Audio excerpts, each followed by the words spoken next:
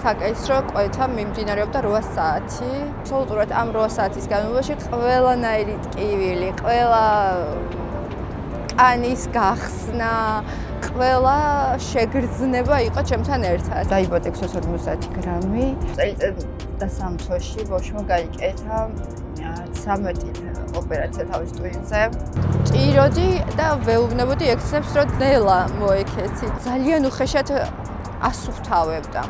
მესამე დღეს ამოდიან ექიმები და ექიმი მეუბნება, რომ კარგავთ სისხლს თავის ტვინიდან და ავიღე ვიდეო და ვაჩვენე ამ ექიმს, რომ მეთქი, ანუ ეს ვიდეო ნახე, მეთქი ეს ექთანი როგორ ეყრებოდა, ზუსტად ვიცი მეთქი, რომ აი ამ ექთნის ბრალია ჩემ შვილს, რაც ჭირს.